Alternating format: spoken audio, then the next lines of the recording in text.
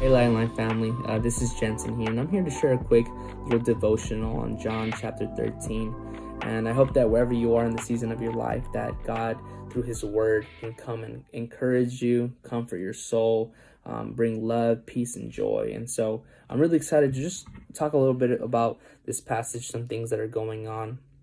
This passage talks about how Jesus washes His disciples' feet. And we've probably heard this story in Sunday school or, on a Sunday service. And so this is a very iconic story. It's actually like a, very climax point in the story where Judas is about to betray him. And it's really, really interesting to see it all fold out. One of the most interesting things, though, that I want to talk right off the bat is Him washing His disciples' feet.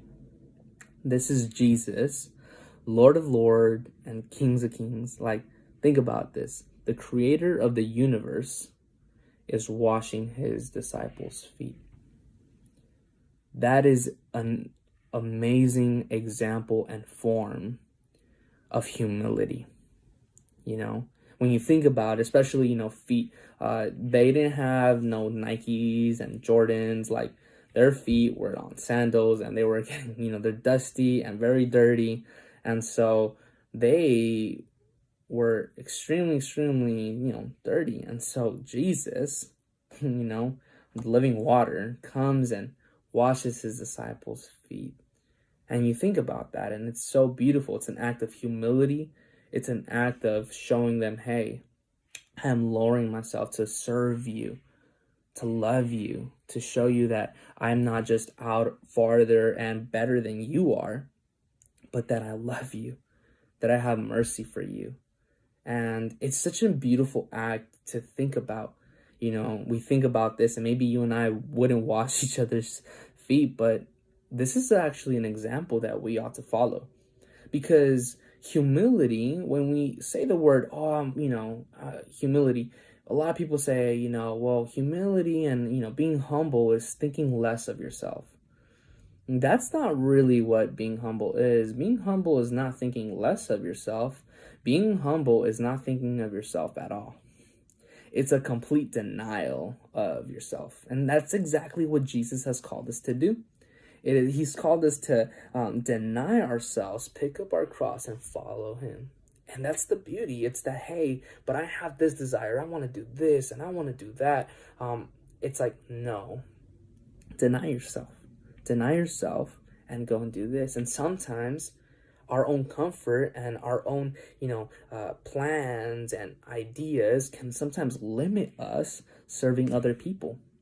Why? Because either we're so busy that we can't serve people.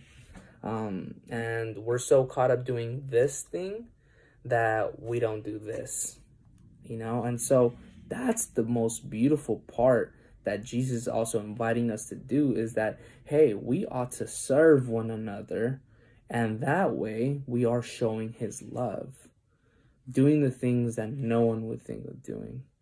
And one of the most interesting parts of this passage is to think about Judas. Jesus knew Judas. Jesus knew what Judas was going to do.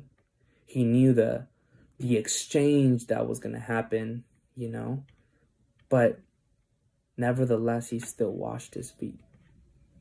I think about that and I'm like, wow, Jesus was really living out His own message of love your enemies. And I think you and I, if you had, you have this one person, maybe it's a coworker, maybe it's someone you like, it's like, it's so hard to love you, or it's so hard, and you're thinking about this person, would you wash that person's feet? It's very hard, right? It's very, very challenging, but that is the call that God has for us in our lives, that we have to also carry out, that we have to put into practice daily, to love our enemies, to love those that do not believe in the same things that we may believe in, that do not agree with the same things that we agree with, but that nevertheless, the love of God, because it's inside of me, is now going to flow out of me into their hearts. And through the Holy Spirit, God is going to change them. Not me, but God will redeem them. And so when we think about this story, it's a very, very beautiful example to learn from. But then this is the amazing part, is that verse 17, it's really, really like convicting in the sense of this. Let me read it to you. If you know these things, blessed are you if you do them. Not if you know them, if you do them. Not just a hearer of the word, but a doer of the word, like James says. That is extremely important, because we live in the culture where we think because we know it, then I'm good, I don't have to do it, or because my pastor is doing it, that it's excusing me of doing it. If my pastor's going out and serving the homeless, if my leaders are out there evangelizing and discipling and taking care of people, loving them and serving them, washing their feet, then that means that I don't have to, because we're all one. That's not the case. Every single person has the responsibility as a son of God to carry out the mission. And what is the mission? To love one another. It says it here in verse 34, a new commandment, not a new suggestion, a new commandment I give to you, that you love one another just as I have loved you. You are to love one another. By this, all people will know that you are my disciples, if you have love for one another. That's beautiful to think about.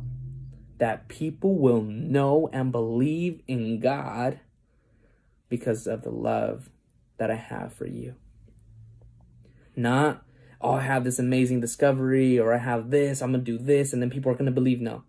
If you just loved each other, if you loved your enemies, if you wash each other's feet, people will believe. People will believe that he is risen, that he is king. So my encouragement to you is, how are you going to love someone today? How are you going to not just hear this, but live this?